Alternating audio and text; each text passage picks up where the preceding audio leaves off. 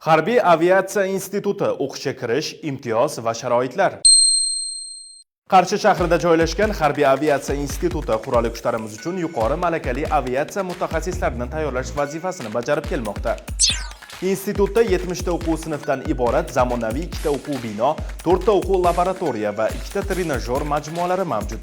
Ta'lim tizimi 4 yillik bakalavr va 2 yillik magistratura hamda 1 yillik doktoranturadan iborat bo'lib, har bir bosqichda malakali mutaxassislar tayyorlanadi.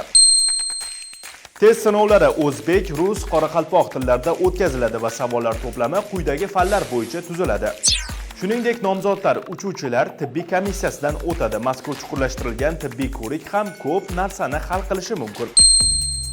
Muddatli harbiy xizmatni tamomlab, tavsiyanomaga ega bo'lgan fuqarolarga test sinovlarida o'zi to'plagan ballning 50% miqdorida, shuningdek, temurbeklar maktabi bitiruvchilariga to'planishi mumkin bo'lgan eng ko'p ballning 30% miqdorida qo'shimcha imtiyoz beriladi. Serjantlar tarkibida 5 yil benuqson xizmat qilganlarga to'planishi mumkin bo'lgan eng ko'p ballning 20% miqdorida ball beriladi.